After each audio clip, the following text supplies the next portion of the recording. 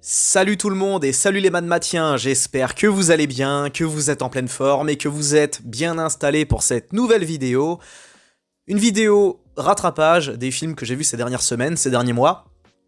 J'ai malheureusement ni eu le temps ni l'énergie pour produire une critique par film, donc de temps en temps ce sera une vidéo généraliste, tous les 2-3 mois je ferai une vidéo comme ça où je ferai la review de plusieurs films en une seule vidéo. De temps en temps je ferai une review générale de plusieurs films en une seule vidéo. Croyez-moi, dans celle-ci, il y a des tas de choses à dire. Aucun de ces films m'a laissé indifférent. Dans le lot, sur les 5, il y en a 3 qui sont français. Donc, préparez-vous. Et pour l'occasion, je vais y aller crescendo. Je vais commencer par les films que j'ai...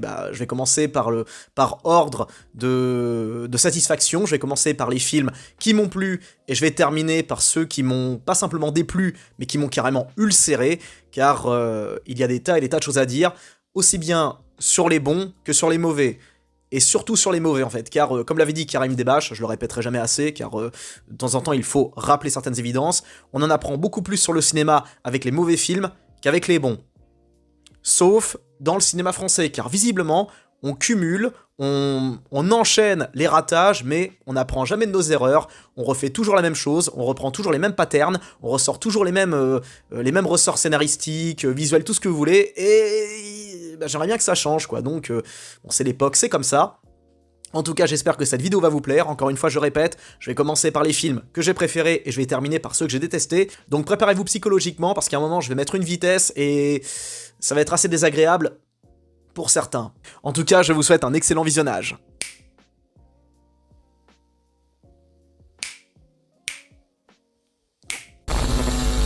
On va commencer avec un film qui s'est fait massacrer aussi bien par la critique que par le public, alors que pourtant je l'ai trouvé bon, voire même très bon. C'est Baby Girl avec Nicole Kidman. Alors me demandez pas le nom du réalisateur, la réalisatrice, les acteurs secondaires machin, la seule personne que je connais là-dedans, enfin non, les deux seuls acteurs que je connais dans ce film, c'est Nicole Kidman et Antonio Banderas. Le petit jeune, je connais pas son nom, mais bon, j'ai déjà vu dans d'autres films, mais son nom m'échappe. Vraiment, ça c'est un problème, je pense, je sais pas si c'est personnel, ou si c'est ma génération, je sais pas quoi, mais j'ai du mal à retenir le nom des nouvelles stars, des petites starlettes qui sortent en ce moment, des nouveaux acteurs, j'ai beaucoup de mal, je retiens que les vieux acteurs, c'est terrible. Alors après, c'est peut-être une question de...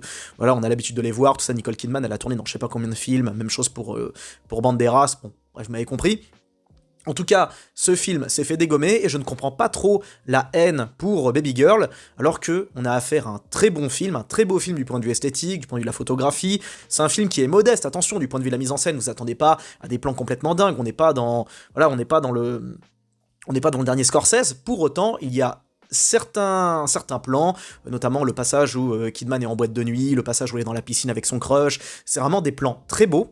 Malheureusement, c'est des plans un petit peu trop courts, un peu trop cutés. Quoi qu'il en soit, ça reste des plans qui sont très beaux, très agréables pour la rétine et qui mériteraient même de finir en wallpaper sur votre ordi ou votre console ou je sais pas quoi. C'est donc, du point de vue esthétique, du point de vue visuel, c'est un beau film. Du point de vue de la musique, j'ai rien à redire, j'ai pas ressenti, enfin j'ai pas entendu de pistes qui étaient hors sujet, tout était raccord, très bien dans le thème. Et évidemment, l'acting était excellent de toutes parts, du côté de Kidman, du côté de Banderas, du côté du jeune gars, ils étaient tous excellents, tous parfaits. Surtout Banderas, qui était vraiment touchant à un moment. Et tiens, je me permets de... Enfin, de ce film, j'ai une certaine forme d'affection pour ce long métrage. D'ailleurs, ça me permet de rentrer là-dedans, parce que j'ai pas de l'affection, mais j'ai... Comment dire, je comprends un peu le message de ce film, car j'ai été à un moment de ma vie, dans mes jeunes années, un peu à la place du jeune gars, quoi, qui sert une milf, une meuf qui est déjà mariée, qui a des enfants, tout ça, et je me mets à sa place. Oui, j'assume, excusez-moi, c'est comme ça, c'est chacun a ses torts, chacun a ses défauts, chacun a fait des conneries, bon ma connerie c'était ça. À une époque, je suis sorti avec des meufs qui étaient mariées, mais justement, ça c'est un sujet sur lequel j'aimerais bien discuter, que j'aimerais bien appuyer, parce que on a tendance à pointer du doigt, justement, les femmes qui fautent, qui vont voir ailleurs, mais on s'intéresse rarement aux raisons pour lesquelles elles vont voir ailleurs. On s'intéresse rarement à l'origine du pourquoi ces femmes sont tentées d'aller voir autre chose. Eh bien, c'est très simple, c'est que, généralement, elles s'ennuient avec leur mari, la passion a disparu, il y a, la relation est devenue quelque chose de protocolaire, quelque chose de standardisé, c'est très triste, c'est très mortifère, et les femmes, désolé de vous choquer certains, mais elles ont un cœur, elles ont une âme, elles ont des désirs, et ces désirs-là ne s'arrêtent pas passé la trentaine, ça continue encore bien après. Et naturellement, quand vous mettez à la place d'une femme de plus de 45, de plus de 40 40 ans, plus de 50, etc., bah, ces désirs sont toujours là, et bah, elles sont pas contre d'avoir une petite aventure avec un petit jeune, pour oublier un petit peu leur quotidien triste, chiant, avec leur mari dépassé, achevé par la connerie, qui sont, qui sont... Enfin, je jette pas la pierre, parce que moi aussi ça m'arrivera, je pense qu'un jour, bah je serai... Enfin je pense, non c'est sûr, un jour je serai un vieux, sûrement fatigué, aigri, dégoûté de tout, dépassé, et je serai sûrement relou pour le reste de ma famille, je finirai sûrement divorcé, c'est possible, je suis pleinement conscient de, de ce qui m'attend dans l'avenir, et alors après on peut toujours influer là-dessus, en bien ou en mal, mais il faut pas non plus être trop aveugle vis-à-vis de son avenir, et surtout vis-à-vis des mauvais côtés de la vie qui peut vous arriver en pleine tronche. Et ce film est quand même, mine de rien, c'est quand même une belle leçon de vie, enfin une leçon de vie, c'est un film qui est assez courageux, parce qu'on est en pleine immersion dans les désirs d'une femme d'âge mûr, enfin bon, après Kidman elle est intemporelle, parce que visiblement elle a un très bon chirurgien, elle a un très bon coach en fitness, donc enfin elle a aussi une très bonne génétique, et donc elle vieillit très bien, voilà, on a du mal à imaginer qu'elle approche la soixantaine. Après aujourd'hui il y a des femmes qui sont vraiment très bien gaulées pour leur âge, hein, mais là Kidman c'est quand même une sacrée déesse. Alors juste je précise, hein, vite, là on est dans le prototype de la meuf new-yorkaise qui a de l'argent, qui a une bonne situation sociale, son mari pareil, ils habitent dans un bel appart new-yorkais.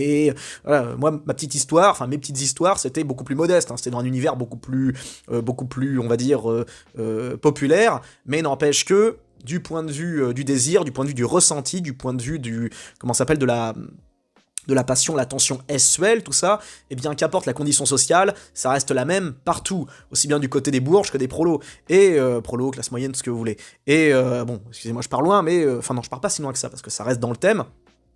Et ce film était quand même relativement instructif, parce que bah justement on est en pleine immersion dans le mindset de cette Nicole Kidman qui, bah mine de rien, bah s'emmerde avec son mari qui est très gentil, hein, Kidman, Banderas c'est très bon.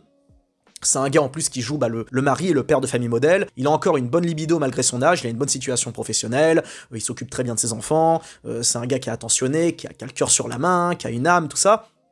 Le truc, c'est que au niveau au plumard, ça le fait pas avec sa femme, et sa femme est obligée d'aller à côté pour se satisfaire elle-même. Et ça, c'est un problème, mine de rien, qui est rencontré par pas mal de couples. Et bah, souvent, les femmes ont du mal à l'assumer, ont du mal à le dire, parce que c'est... Vous imaginez un petit peu ce que ça fait à l'ego d'un homme. C'est terrible, hein, Enfin, à un moment, il y a un passage dans le film, je spoil un petit peu, où en gros, Kidman lui fait tu m'as jamais fait jouir, ça l'a jamais fait, et c'est terrible. Le gars, il comprend pas, et parce que bah, il a jamais été réellement à l'écoute de sa femme. Il pensait avant tout à son plaisir personnel. Et bah mine de rien, ça a créé une sorte de distance entre les deux, je parle au niveau charnel. Et parce que le film, souvent, pour ceux qui ont eu le film, beaucoup disent oui, mais c'est un film qui met en avant, pas qui encourage, parce que le film est quand même très subtil, il est pas manichéen, le film ne veut pas critiquer Kidman parce que, oulala, mon dieu, elle cuck son mari, non, on est dans l'immersion, dans le désir de cette femme, et on comprend pourquoi elle va vers ce jeune homme, pourquoi elle se sent attirée, pourquoi elle frétille du bas-ventre pour ce gars. Et beaucoup ont mal compris le sens de ce film, enfin beaucoup, certains. Or, c'est clair et limpide, ça montre bien que la sexualité des femmes est différente de celle des mecs, pour certaines du moins, et cette femme avait besoin de ressentir quelque chose, d'éprouver du plaisir, et c'est pas avec son mari qu'elle le vivait, donc forcément, elle va voir ailleurs. Et je sais très bien que les plus prudes d'entre vous, les plus réactionnaires, machin, vont dire mais non, ça se fait pas, gna gna, un couple c'est à la vie à la mort. Non mais on n'est plus en 1830, on n'est plus dans une époque où en gros il fallait à tout prix rester ensemble jusqu'à la fin parce que sinon mon dieu ça allait faire péter la cellule familiale, etc. On est dans une autre époque, on est dans un autre système, pour moi bien meilleur, hein, et ça va s'améliorer avec le temps. Je sais que les plus dépressifs et les plus pessimistes par rapport à l'avenir vont sauter au plafond quand je vais dire ça, mais bon, il faut vivre avec son temps et il faut avoir une certaine forme de recul, un recul qui demande de s'extirper de son ego, ce qui est très dur pour certains, surtout nous les mecs, hein, c'est compliqué de faire fi de son ego et avoir un regard, parce que moi aussi, croyez pas, hein, on a notre vision, on a notre prisme personnel, et c'est très très compliqué, ça demande un effort colossal de reculer au-delà de cette barrière pour avoir un regard beaucoup plus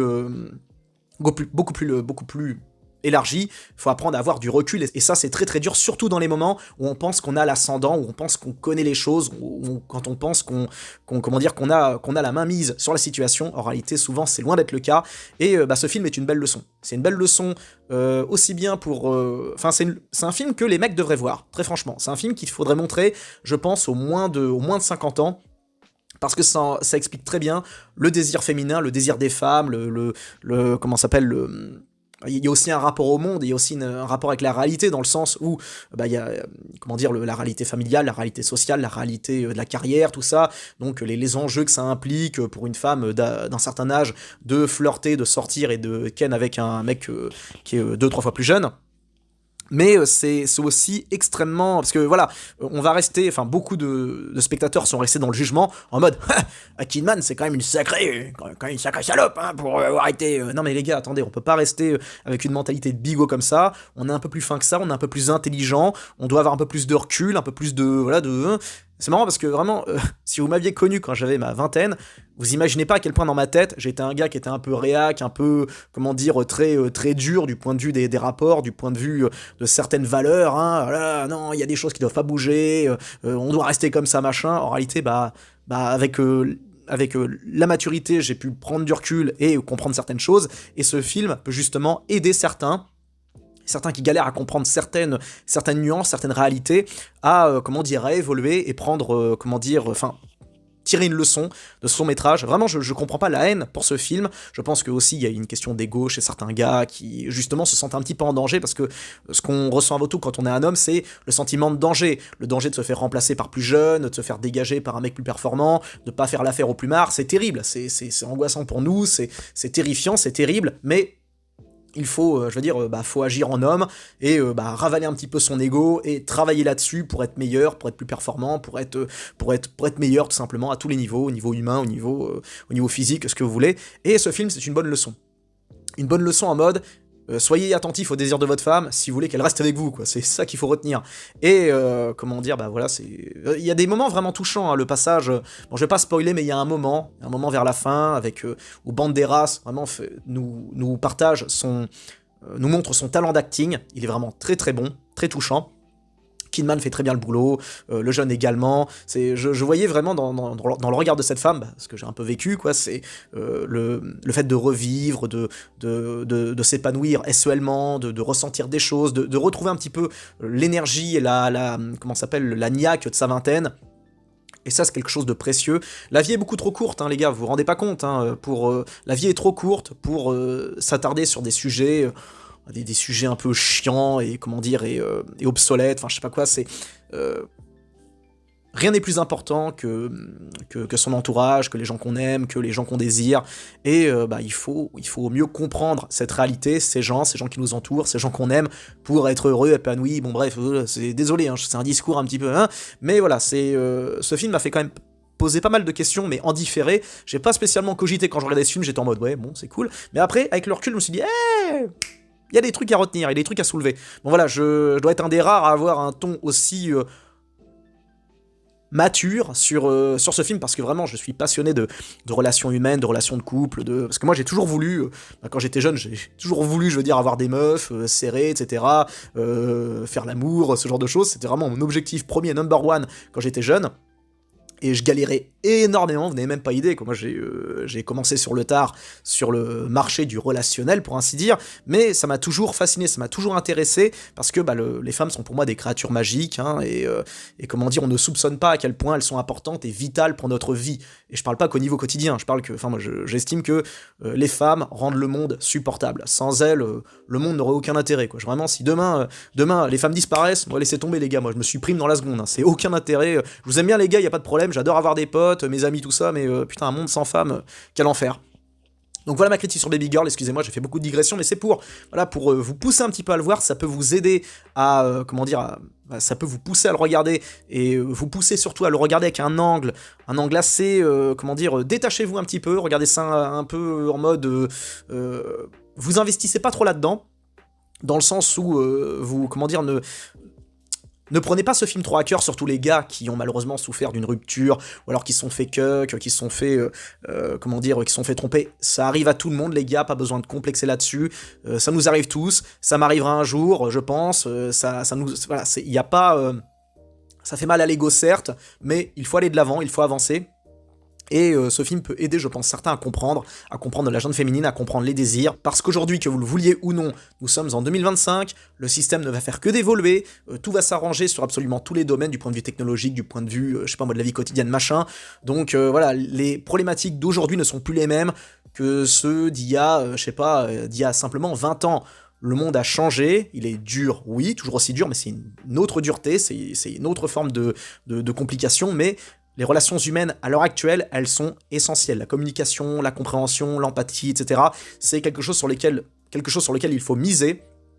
Donc, vous privez pas de découvrir ce film, que vous l'aimiez ou non, vous en tirerez quelque chose. Donc c'était pour la critique de Baby Girl, maintenant on va parler d'un film français, sorti l'année dernière, enfin en octobre 2024, Miséricorde. Alors, il a fait pas mal parler dans la sphère, la microsphère des fans de cinéma français, alors beaucoup hurlé au chef-d'œuvre, film génial, machin, bourré de surprises. Eh bien, je vais certainement pas crier au chef-d'œuvre, je vais certainement pas crier à la masterclass, je ne vais pas crier au film français événement de l'année, faut pas déconner. Pour autant, il était relativement intéressant. En gros, l'histoire, c'est c'est un gars qui retourne dans sa campagne profonde de l'Aveyron pour assister à l'enterrement d'un gars qu'il connaissait quand il était jeune, et il retrouve, on va dire, le village de son enfance, de son enfance, son adolescence, donc il retrouve ses potes, etc., la mère de son meilleur pote, qui est joué par Catherine Fro.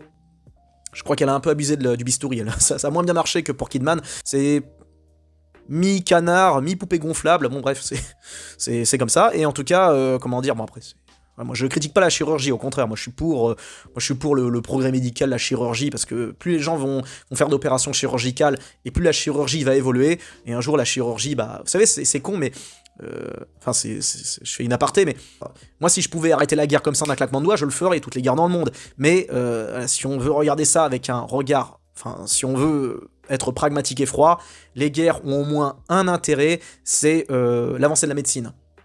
On l'a bien vu pour la Première Guerre mondiale, où la chirurgie réparatrice a fait des progrès de zinzin, tellement il y avait matière pour s'entraîner, et mine de rien, à chaque fois que quelqu'un va sur un bistouri pour se faire opérer, il injecte du pognon dans la machine, à son petit niveau, et ça permet, à la médecine de progresser, d'avoir plus de moyens, etc. Bon, j'extrapole un peu, je fais vraiment une hyperbole de tout ça, mais moi j'aimerais bien qu'on arrête de pointer du doigt la chirurgie. Je sais qu'en France on est très bon pour ça, pour se moquer de ceux qui sont foirés dans leurs opérations, et très intelligents, très bienveillants, alors que très généralement les gens qui font de la chirurgie esthétique, c'est parce qu'ils aiment la vie, parce qu'ils veulent rester jeunes, ils veulent rester bien dans leur peau, donc il n'y a pas de mal à ça, et donc voilà, j'ai un avis assez tranché sur la chirurgie, et j'espère que dans le futur elle sera de plus en plus efficace. En tout cas donc, le jeune retourne dans son village natal, il retrouve tous les gens avec qui il a vécu, et il va se passer des choses absolument pas incroyables du tout, parce que je me suis encore fait avoir, on m'a vendu ce film comme un film à twist, etc., où il y a des trucs, des enjeux, c'est super intéressant, machin. Alors, en soi, c'est un film qui m'a beaucoup relaxé, qui était très tranquille, il y a pas beaucoup de musique, il y en a quasiment pas, et ça j'aime bien. J'aime bien les films où il y a pas trop de musique, étrangement. J'adore les bandes son, etc., mais parfois j'aime les films qui jouent beaucoup sur les jeux de regard, les silences, et ce film, pour ça, il est quand même correct, il est réussi à ce niveau-là. Il n'y a pas de discours qu'on finisse pas en mode ping-pong. Donc vous attendez pas à un blockbuster ni rien, on est dans un film français qui se déroule dans une campagne profonde, une campagne très triste, hein. Ça c'est un véritable oxymore.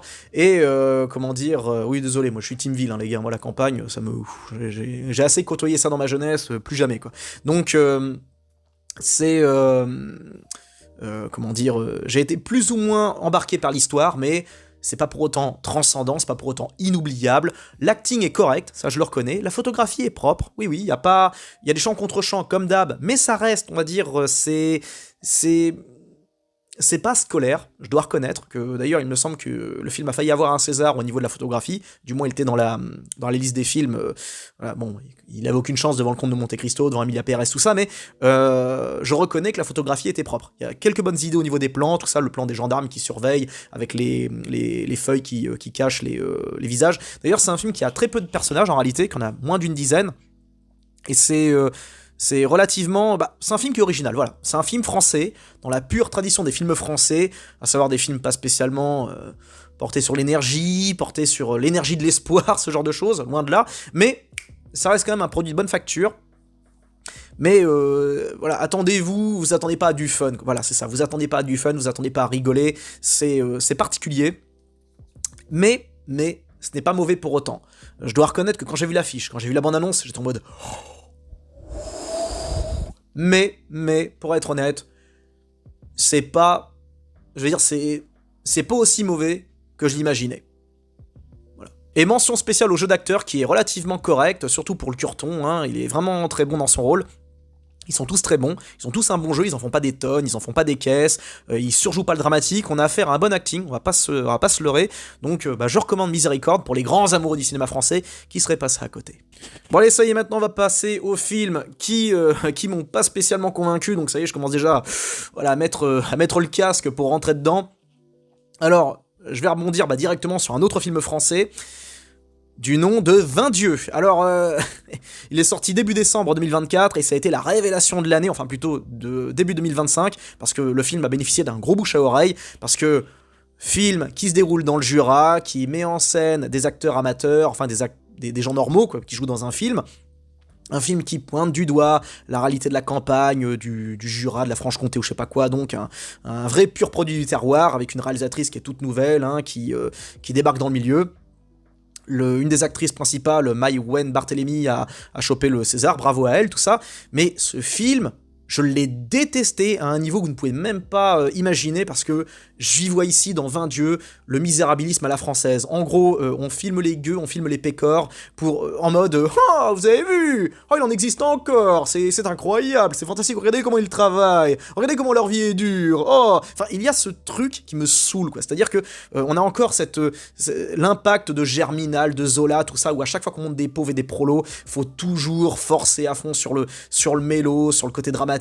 Enfin, mais est-ce qu'on peut avoir de temps en temps, parce que moi c'est ça que je comprends pas, c'est que le cinéma français, ce que le cinéma français comprend pas, c'est que pour mettre en avant le prolétariat ou les galériens, il y a deux choses à ne pas faire. Il faut éviter de trop rentrer dans le dramatique et dans le chiant, comme on a pu voir par exemple dans les films de Robert Guéridon, je sais plus, comment dire, c'est un peu notre Ken Loach à la française. C'est très mauvais de montrer les pauvres de cette manière, et c'est également mauvais de montrer les pauvres à la façon des tuches, quoi, parce que là c'est vraiment insulter l'intelligence, c'est vraiment deux types de films pour moi à ne pas faire. Si on veut plaider la cause des pauvres, des prolos, des provinciaux reculés, etc., pour moi, les deux types de films qui sont intéressants à faire, du moins de films français, des films très pertinents pour montrer la réalité des damnés de la terre dont on se fout complètement dans le cinéma parisien, cinéma français, pardon, excusez-moi, voilà, ce lapsus révélateur, sentez l'ironie. Donc il y a pour moi deux films qui sont très bons là-dessus, c'est Les Trois Frères, classiques des années 90, et également La Crise, très très bon pour ça, vraiment un film très intelligent, c'est des bonnes comédies, des comédies pertinentes, qui pointent du doigt la réalité avec un angle acide, un angle en même temps très très sain, enfin c'est des films qui font du bien au cœur, qui font plaisir, qui font du bien à l'âme. Également je peux mentionner Le Grand Bain, qui était très bon, film de Gilles Lelouch, très bon film qui pointe du doigt la réalité de, pareil, hein, des provinciaux qui n'ont pas spécialement, qui galèrent, hein, qui sont pas tous logés à la même enseigne, qui sont pas logés dans la meilleure des enseignes.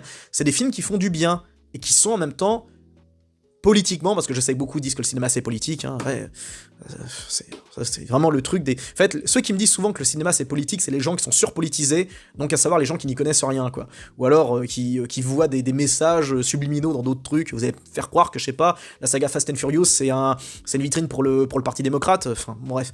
En tout cas, ces films-là sont quand même intelligents, enfin les films dont j'ai parlé, Trois Frères, tout ça, La Crise, Le Grand Bain, et c'est des films surtout qui laissent une empreinte. Les spectateurs des années 90 n'ont pas oublié La Crise ni Les Trois Frères, et ceux qui ont vu Le Grand Bain ne l'oublieront jamais. Tous les films de Robert Guéridon machin, on les a tous oubliés parce qu'ils sont tristes, chiants et misérabilistes. Et on oubliera Vaindieux, vous allez voir, et déjà il est oublié. Il y a bien sûr toute une hypocrisie derrière, je suis désolé si la réalisatrice l'écoute, hein, ou les acteurs qui ont joué dedans, je suis désolé, mais je veux juste être honnête, je veux simplement dire la vérité, dire mon ressenti. Alors bien évidemment, ça n'engage que moi, mais je pense pas être dans le faux, parce que je donne mon avis, et en même temps je prends du recul, je prends du temps pour réfléchir, tout ça, et non, je suis désolé, ce n'est pas bon. Déjà du point de vue de la technique, c'est voilà, champ contre champ, il y a rien d'incroyable, il y a quelques plans sympas, mais c'est juste des plans, on va dire, de nature, bon, pas besoin de se fouler pour faire des beaux plans là-dessus. Moi c'est pareil, hein, je suis en bagnole, je m'arrête sur le bord d'un champ, je prends mon téléphone, j'attends qu'il y ait le soleil dans un angle particulier, tac, je prends un cliché, et ça peut servir de wallpaper sur mon ordi.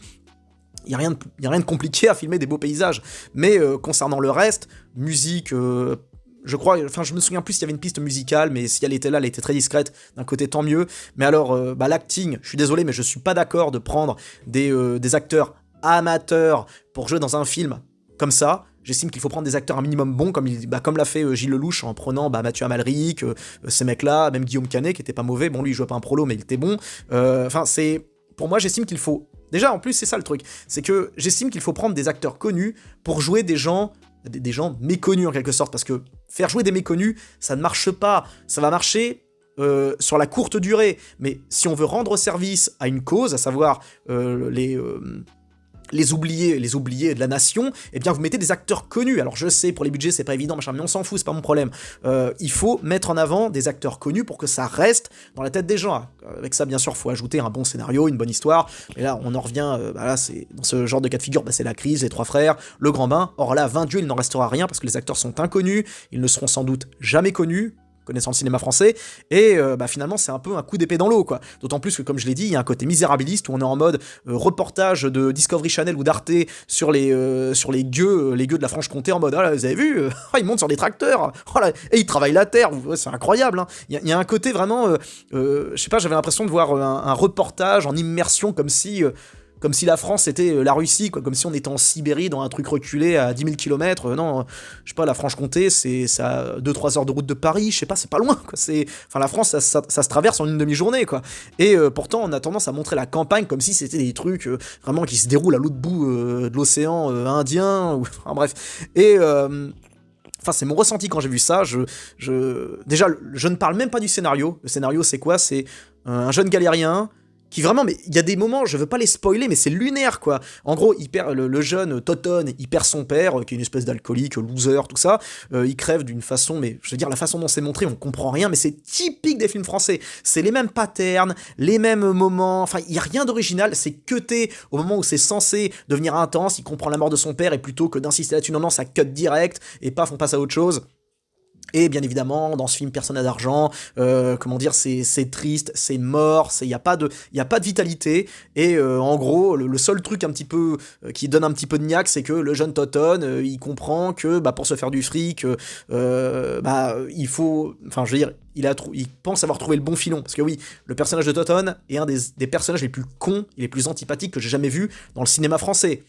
Et je peux vous garantir que des personnages comme ça, on en a beaucoup, très souvent, mais alors lui, c'était une tête à claque, vraiment insupportable le personnage qu'il joue, mais ça c'est typique du cinéma français, on est infoutu de mettre en avant des héros ou des anti-héros à la John McClane, des mecs comme ça, et des héros dans le genre de Rocky Balboa, c'est même pas la peine, faut oublier. Par contre, on est très bon pour mettre en scène des personnages qui sont imbuvables, qui sont désagréables, qui sont mal polis, qui sont mal courtois, qui sont pas du tout friendly, et le personnage de Toton est une véritable petite crevure dans le sens où il trahit son pote, enfin il l'envoie chier alors que le mec dépense de l'argent pour lui, il est désagréable avec sa petite sœur, il est imbuvable au possible et on nous le vend comme un héros, quoi. Et je ne parle même pas du fait qu'il est complètement con, parce qu'en gros il veut faire fortune en faisant un fromage alors que il a aucune expérience dans le domaine, et il veut entre guillemets concourir avec des mecs qui ont de l'expertise, qui ont du vécu dans le milieu depuis des siècles, et lui il espère débarquer comme ça en mode film américain, genre ouais, je suis un New Blood, je débarque en mode de challenger et je nique tout le monde. Mais sauf que la façon dont ça enfin je veux pas rentrer dans les spoils, mais vous allez voir que c'est juste grotesque. Et comment dire, vraiment il y a des moments lunaires, chiants, c'est pas drôle, c'est triste, c'est misérabiliste, encore une fois. J'ai l'impression des fois d'être le seul à m'en rendre compte, quoi. Moi je vois les critiques ou certains vidéastes sont en mode waouh, c'est la révélation du siècle, c'est le film de l'année, mais des fois j'ai l'impression d'être le seul à être normal, quoi. Je me dis mais attendez, mais non les gars, vous pouvez pas défendre ça. Ce n'est pas défendre le cinéma français. Je veux dire, défendre le cinéma français, ça ne doit pas passer par une espèce de faux engouement. Vous n'allez pas sauver le cinéma français avec des films comme 20 Dieu. Non. Oui, il a tapé, je crois, le million d'entrées, mais c'est grâce à un bouche à oreille, grâce à un, comment ça s'appelle, où les gens en ont parlé, etc., autour d'eux. Mais, parce que ça parle des provinciaux, donc c'est pour ça que les gens ont été le voir, mais est-ce qu'il laissera un souvenir impérissable ? Non. Non, tout le monde l'a déjà oublié ce film. Or, un film utile, on doit s'en rappeler jusqu'à la fin de nos jours. C'est quelque chose qui doit rentrer dans notre ADN, quelque chose qui doit pénétrer notre système sanguin, neuronal, ce que vous voulez, on doit s'en rappeler jusqu'à la fin de nos jours. À la rigueur, montrer un truc à la The Full Monty, un truc fun, comme on l'a vu, bah justement, Le Grand Bain, c'est un peu notre Full Monty français, ou alors faites un truc vraiment horrible à la Midnight Express, à la rigueur, que vraiment, si vous voulez vraiment choquer le bourgeois, ou faire quelque chose d'utile. Mais ne sortez pas des films comme 20 dieux, quoi. Et me sortez pas non plus les « Bah Mad Mad, t'as qu'à faire mieux, t'as qu'à prendre ta caméra. Oh, c'est bon. Arrêtez de penser comme un Français des années 50 et ouvrez vos chakras, quoi. C'est bon, on peut critiquer sans pour autant proposer... je sais pas, quand vous allez au resto, on vous interdit de critiquer la bouffe parce que vous savez pas cuisiner. Non, vous avez le droit, comme moi j'ai le droit, de critiquer les films qui ne me plaisent pas. Et si je le dis, c'est dans un angle positif. Je veux qu'on s'améliore, je veux qu'on... Voilà... En tout cas, pour moi, ce film a été pénible. C'était du misérabilisme à la française, quoi. On montre les choses, on n'apporte aucune réelle valeur ajoutée. Il y a 2-3 plans qui sont un peu rapprochés pour être en mode, vous avez vu, on est tellement en immersion dans la vie des gueux de la campagne. Ils sont montrés comme des animaux, un petit peu de documentaire animalier, quoi. Ça m'a dérangé, quoi. Et il va vraiment falloir arrêter avec cette mode de prendre des acteurs amateurs parce que ça le fait pas du tout, hein, du point de vue de l'authenticité, quoi. C'est pas mauvais, attention, ils sont corrects, mais c'est correct parce que ce film, c'est une espèce de court-métrage, étalé sur 1h30. C'était Bruno Dumont qui avait fait la même chose avec son Empire, où il prenait des mecs du Nord ou je sais pas quoi, enfin ça passait pas du tout, c'était pénible à regarder, et je suis content pour ceux qui ont tourné, je suis content pour la petite meuf qui a eu son César et tout, c'est bien, ça peut leur servir de tremplin, mais je suis désolé, je respecte le cinéma, quoi, et moi je veux voir des vrais films et pas des mi-documentaires, mi-film en mode leçon de morale, et je pense que la réalisatrice avait un bon fond, elle a un bon fond, ça se sent, mais malheureusement, en France, on n'a pas le truc, on n'a pas cette fibre, on n'a pas, enfin, du moins, on l'a plus, on l'a une fois tous les 10 ans, quoi. Comme j'ai dit encore une fois, La Crise, Les Trois Frères, Le Grand Bain, c'est des films sociaux. Osez me dire, pour ceux qui ont vu 20 dieux, osez me dire que ces films-là sont du même niveau que ce 20 dieux. Non, ils sont 10 crans au-dessus, et me parlez pas de budget. Le budget, ce n'est pas une garantie pour faire un bon film. On l'a bien vu avec Le Comte de Monte Cristo. Ouais, désolé pour la petite disquette. Mais attendez, vous avez cru que j'étais dur avec 20 dieux? Attendez de voir ce dont je vais parler après. Maintenant, je vais parler de Queer. Alors, un film avec Daniel Craig. Alors, Queer, je vais pas traduire ce que ça veut dire en français, mais ça veut dire P, plus loin, D, voilà, juste pour votre information personnelle. Moi, je pensais que c'était autre chose. Je pensais que c'était un terme un peu plus nuancé vis-à-vis de... de la chose. Je m'attendais à un bon film, vraiment, je m'attendais à un film indépendant, en mode, parce que moi, mine de rien, j'ai vu pas mal de films, on va dire, des films de niche, hein, qui traitent de l'homosexualité, notamment Sauvage, que j'ai trouvé vraiment pas mal, un film français, hein, je l'ai vu, je crois qu'il date de 2018-2019, je l'ai trouvé relativement correct. Et là, quelque part, le film se voulait un petit peu, un peu spirituello, poussé, enfin, le film se voulait intelligent dans sa mise en scène et dans son, dans son propos. Alors, au niveau de la mise en scène, il n'y a rien à dire, c'est très propre, là, on a une très belle photographie, on a un excellent jeu d'acteur également. On a un très bon Daniel Craig, hein, on a un bon, je sais plus comment il s'appelle, ce gars, Jason Schwartzman, c'est ça, qui a un rôle à contre-emploi, étant donné qu'on l'a jamais vu comme ça, jusqu'ici, c'est un peu particulier de le voir dans ce genre de rôle, mais, si le film est beau, du point de vue de l'esthétique, parce que vraiment, il y a une belle photographie, eh bien, ça reste un film qui est extrêmement chiant. Mais qu'est-ce que je me suis fait chier, sans déconner. Parce qu'on parle d'un film de 2h30, les gars. Oh, 2h30. Et on voit Daniel Craig, faire son coming out, vraiment, limite, surjouer presque l'homosexuel, quoi. Je l'ai trouvé assez malaisant à pas mal de moments. Alors après, c'était voulu, hein, parce que, Craig explique bien qu'il voulait déconstruire le principe du mal, du mal viril. Alors le mec, il nous aura fait chier pendant des années avec son James Bond, que j'adore, attention, pour moi, le James Bond de Daniel Craig, c'est le meilleur qu'on a vu jusqu'ici. Le gars, il aura profité, il aura eu sa best life en serrant tous les top modèles du cinéma, Eva Green, Monica Bellucci, tout ça. Il aura buté je sais pas combien de mecs à l'écran, il aura capitalisé à fond sur sa carrière de mec qui casse des gueules, pour au final arriver à quasi 60 ans dire « être un mal viril et macho, c'est pas bien, quoi. Putain, mais c'est pas vrai, quoi. » Enfin, je connaissais la crise de la trentaine, de la quarantaine, mais pas de la soixantaine, quoi. C'est original, quoi. Mais c'est craché dans la soupe, quoi. Le mec... voilà, passé la trentaine, il aura quarantaine, il aura capitalisé à fond sur le côté je casse des gueules, je défonce tout le monde et je serre la belle meuf à la fin du film ah bah en fait voilà je suis un vieil homosexuel et je cherche un jeune gars avec qui tirer mon coup dans des coins dans des coins d'Amérique du Sud. Enfin c'est comment dire c'est un film qui est vraiment un film de niche, un queer, mais film de niche quoi, c'est-à-dire que en gros déjà en soi les films sur les homosexuels c'est un peu quelque part un film un genre de niche. Parce que autour de moi, je ne connais pas beaucoup d'hétéros qui regardent des films qui traitent de l'homosexualité, à part moi, parce que moi vraiment je suis full hétéro, mais bah, ça m'intéresse, je veux regarder, je veux comprendre, enfin c'est par curiosité, et pas curiosité malsaine, ni comment ça s'appelle, ni perverse, hein, c'est juste de la curiosité tout simplement. Et dans ce film j'ai vu c'est pas comme j'ai dit, je vais l'accoler pas mal à Sauvage, parce que chez Sauvage il y avait au moins je sais que c'est pas la même chose, c'est pas la même temporalité, c'est pas le même monde, parce que Queer ça se déroule dans les années 50, on voit un écrivain qui a passé la cinquantaine, qui s'emmerde, qui a envie de s'amuser, qui a envie de se droguer, il peut pas faire ça aux États-Unis donc il va au Mexique. Voilà, c'est les bourges qui profitent du tiers-monde pour s'ambiancer, pour s'amuser, et on voit Daniel Craig qui veut tirer son coup, c'est assez, c'est long et c'est chiant, parce on le voit pendant 2h30, faire son truc, bouger d'un point A à un point B, picoler, fumer, picoler, faire ses bails, et c'est très prétentieux dans la mise en scène, malgré le fait qu'il y ait une belle photographie, c'est prétentieux, et on a affaire à une musique qui est hors sujet, alors que pourtant à la bande son on a Trent Reznor et Atticus Ross. Je les présente plus, ces mecs là ils font d'ailleurs ils ont eux aussi fait la bande son de Challenger, qui est réalisé par le même gars qui a fait Queer, et Atticus Ross et Trent Reznor j'adore, hein. C'est vraiment ils ont fait la bande son des derniers Fincher, enfin ils sont partout ces mecs là, très bons musiciens. Mais alors la bande son de Queer est pour moi nulle à chier, c'est une des pires, et il y a des moments, des pistes musicales qui sont hors sujet. Il y a un moment où donc on voit Craig, je rappelle que le film se déroule dans les années 50, hein, les années 50 au Mexique, donc vous visualisez quoi, les vieilles bagnoles, les vieux chapeaux, les chemises, les pantalons à velours, les chaussures du dimanche, tout ça, vous voyez à peu près le genre quoi. Il y a un moment où on voit Craig en train de marcher dans les rues de Mexico, il voit des Mexicains en train de s'apprêter à faire un combat de coq, et il croise le regard d'un jeune éphèbe avec qui veut serrer, et la musique de fond c'est Come As You Are de Nirvana.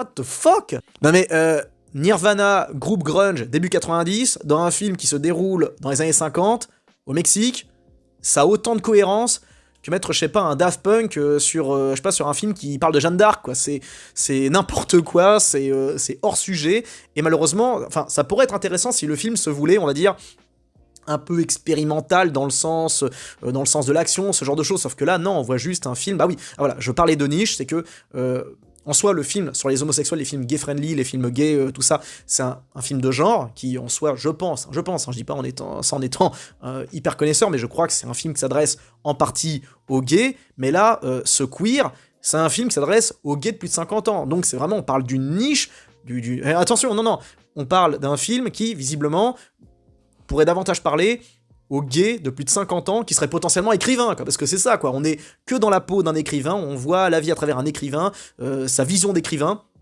Alors je sais que c'est tiré d'un bouquin qui a vraiment existé, il joue un auteur qui a vraiment existé, je sais plus c'est Burroughs ou je sais plus qui, enfin j'aime bien la littérature américaine, mais pour le coup ça je connais pas trop, hein. Je connais Steinbeck, je connais Bukowski, je connais Jack London, mais ça je connais pas trop, mais c'est vraiment très niché. Et surtout, c'est très chiant, quoi. Je rappelle que le film dure 2h30, quoi. Alors, il y a plusieurs chapitres, mais putain, ça met du temps, quoi, parce qu'on voit juste Daniel Craig picoler, fumer, après, il a un trip, il veut se barrer dans la jungle pour récupérer une plante qui va le faire planer, etc., pour se rapprocher de son mec, enfin, c'est... 2h30 pour ça, quoi, merde, je me suis senti vraiment... je me suis senti vraiment, mais arnaqué, quoi. Autant 20 dieux, bon, je le défonce moins parce que c'est un film qui avait peu de budget, qui se veut quand même un peu original, mais Queer, le foutage de gueule, quoi. Je veux dire, Daniel Craig, qu'est-ce que tu nous fais, quoi? C'est retourne, dans des films d'action où tu pètes des gueules, tu pètes des nuques, je sais pas, joue dans le prochain Tyler Rake, fais-nous rêver, quoi. T'es fait pour ça, quoi. En plus, c'est bien parce que le gars, il se veut, oui, il faut déconstruire la masculinité toxique, alors que le gars, il est toujours bien taillé comme un athlète.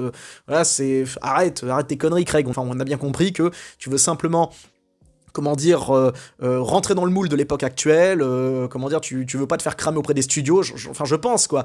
T'es peut-être trop vieux pour enchaîner dans les films d'action, mais là c'est peut-être un petit peu trop, quoi, tu vois, c'est du point de vue... Alors après, c'est intéressant et original du point de vue prise de risque.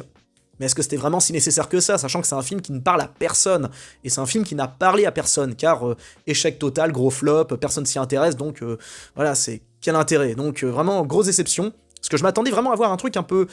par exemple, si on prend Cloud Atlas, il y a le passage où on voit l'histoire entre deux... Bah tiens, on peut également comparer, parce qu'il y a un passage avec deux homos qui est super intéressant, l'un qui est joué par Ben Whishaw et l'autre je sais plus, mais leur relationnel est intense, quoi. C'est très court, mais c'est intéressant. On peut parler également de Brokeback Mountain, hein, genre je l'ai vu il y a très longtemps, mais en gros c'est un film qui était quand même pertinent, et il y a pas mal de scènes qui sont restées, je veux dire, notamment celle avec Jack Gyllenhaal. Vraiment, Jack Gyllenhaal a prouvé que c'était vraiment un excellent acteur, mais dans Queer, je ne retiendrai rien. Quelques beaux plans, et c'est tout. C'est un film qui se veut intello, mais qui est en réalité vide de substance, mais vide à tous les niveaux, quoi. Donc, belle esthétique, et c'est tout. Je peux même pas me raccrocher à la musique, tellement la musique est éclatée, tellement la musique est hors sujet, hors propos. Donc, pour moi, c'est Queer, c'est next, quoi. Et enfin, pour terminer, le pire film de cette sélection, le plus récent, celui que j'ai vu dernièrement, Bastion 36, le nouveau Olivier Marshall. Alors, je vais être clair, Olivier Marshall, pour moi, ça n'a jamais été un grand réalisateur. J'ai du respect pour sa carrière dans la police. Le mec, il a vu des dingueries, ça l'a traumatisé, je n'ose même pas imaginer, il en avait parlé, a priori, il aura arrêté sa carrière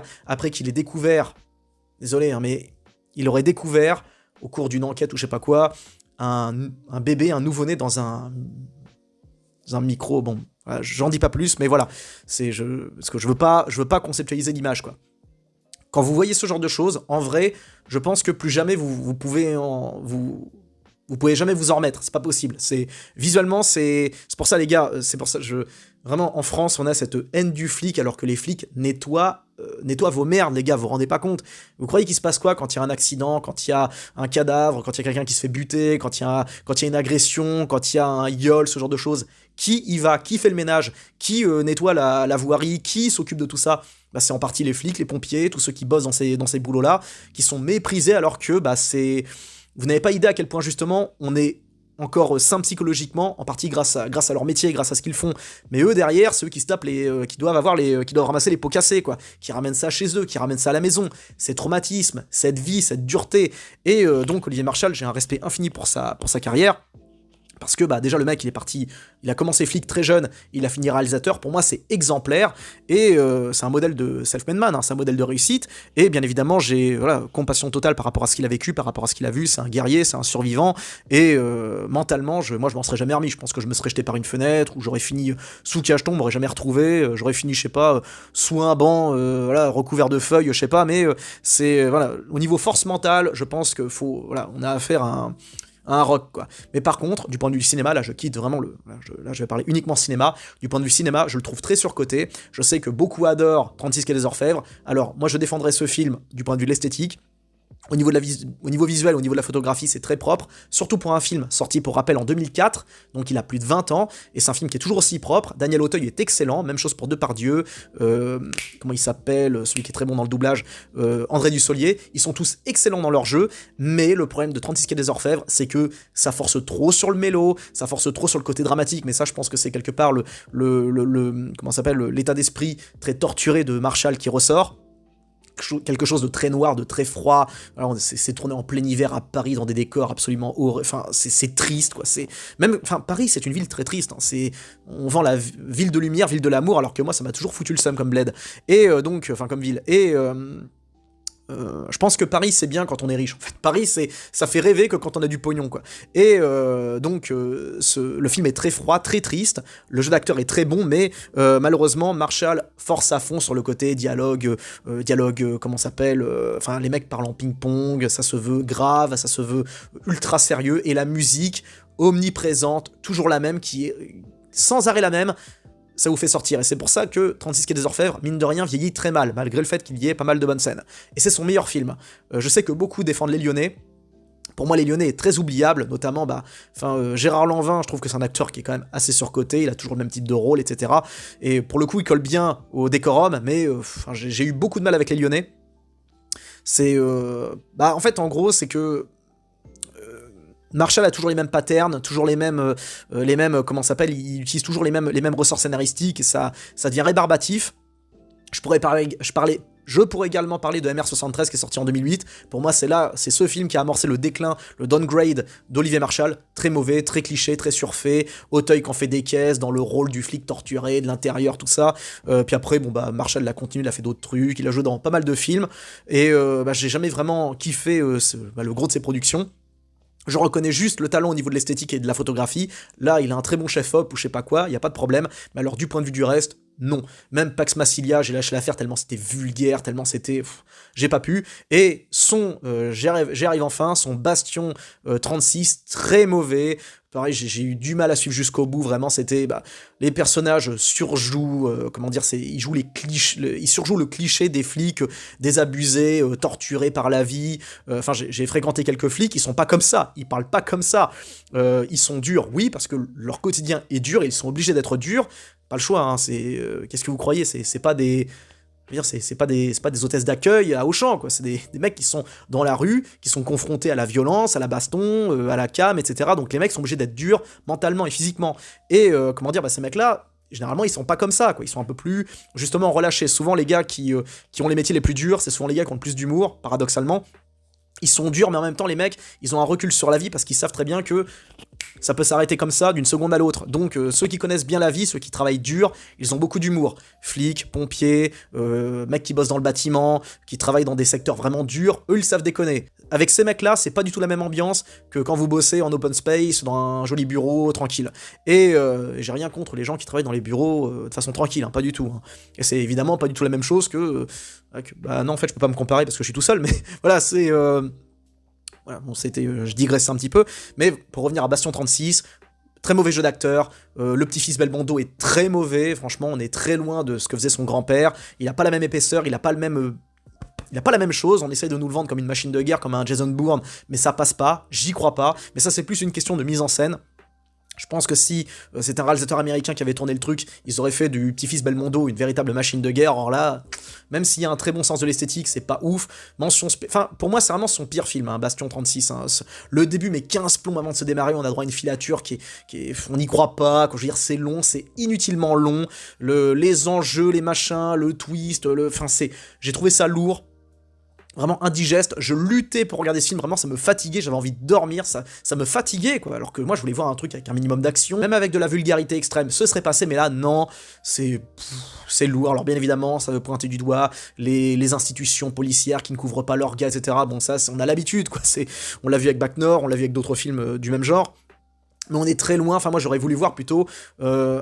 J'aurais voulu qu'Olivier Marshall nous sorte un film dans la lignée de ce film-là, par exemple. Je me souviens plus du nom, je l'affiche juste parce que c'était, je sais plus, un nom de code, etc. Un film début des années 90. Là, pour le coup, si vous cherchez un film réaliste sur les flics de l'époque, il n'y en a pas 36 des films, il y a celui-là. Et mine de rien, Pinot Simple Flic était assez réaliste sur pas mal de plans, notamment la réalité du quotidien, à savoir aller récupérer des corps, de grand-mères qui sont mortes chez elles, faire la circulation, ce genre de choses. Mais bon, on parle d'un film des années 80, quoi. C'est obsolète maintenant. Faut qu'on soit dans l'époque moderne. Et le problème des films de flics de maintenant, c'est que ça se concentre toujours autour des mecs de la BRI, des forces spéciales machin. Les gars, montrer des flics de base, hein, c'est beaucoup plus pertinent, beaucoup plus intéressant même. Parce que là, on est dans une autre strate, on est dans autre chose. On essaye un petit peu de singer les Américains, sauf qu'on n'a ni le talent, ni l'énergie. Voilà, c'est une question de... Pour imiter les Américains, il suffit pas simplement d'avoir des moyens, il faut avoir le talent et l'énergie. Et malheureusement, en France actuellement, on n'a ni l'un ni l'autre. Et j'estime que entre le talent et l'énergie, c'est l'énergie qui prévaut le plus. Et pour finir sur Bastion, donc 96, alors musique, hors sujet, on s'en fout. Jeu d'acteur, très mauvais, ils sont tous mauvais, il n'y en a pas un seul qui est correct. C'est minimum syndical, si, le meilleur, c'est correct. Et les enjeux, l'histoire, tout ça, les scènes d'action, j'y crois pas une seule seconde, les scènes de baston, expédié à la va-vite, il n'y a pas vraiment d'intensité, il n'y a pas tout ça. Et quoi d'autre encore, qu'est-ce que je voulais dire ? On n'est pas dans Tyler Rake, hein, on est vraiment dans un truc plus modeste. Et autre truc qui m'a dérangé, attendez, je réfléchis. J'ai oublié, j'avais ça dans la tête. Hein. Ah oui, voilà, Olivier Marchal a eu que des emmerdes pour le tournage du film, des mecs l'ont tamponné en bagnole pendant un tournage, il y a eu des agressions, des embrouilles, etc. Donc il est fatigué de Paris. Bon, je suis juste étonné que les gens ouvrent les yeux que maintenant, parce que Paris, ça a toujours été un cloaque absolument voilà, horrible. Donc bon, bah c'est triste, mais voilà, je voulais le noter hein, pour ceux que ça intéresse. Voilà, donc Bastion 36, j'aurais aimé en dire du bien, j'aurais aimé dire du bien du nouveau film d'Olivier Marchal, mais je peux pas, je suis obligé d'être honnête, il est mauvais, et bah voilà, c'est qu'il faut que... Olivier Marchal a énormément de talent, mais malheureusement, je pense que ses démons intérieurs prennent le pas sur son écriture, sur l'élaboration des personnages, et c'est ce qui fait justement défaut aux films de Marchal, qui sont devenus finalement des clichés. Parce que maintenant, quand on pense aux films d'Olivier Marchal, on visualise, on imagine des acteurs qui se prennent au sérieux, qui parlent avec un ton grave, qui sont hyper vulgaires, qui sont, comment dire, où il y a une ambiance de voilà, ultra glauque, enfin, mais glauque pas dans le sens, on sent qu'ils essayent d'en faire des caisses, on sent qu'ils essayent d'en faire des tonnes, et c'est pas ça qui fait l'authenticité, on en est très loin, quoi. Mais bon, ça c'est... Voilà. Bref, allez, c'est bon, je m'arrête là, j'espère que cette vidéo vous a plu, que ces critiques vous ont plu, je compte sur vous pour me donner votre avis dans les commentaires si vous avez vu un de ces films, dites-le moi, je veux connaître votre opinion, faites-moi vos critiques personnelles dans les sections commentaires et dites-moi si vous êtes d'accord ou non avec mes arguments. C'était très long, j'en suis désolé, je vous dis à très bientôt pour une prochaine vidéo, prenez bien soin de vous, ciao.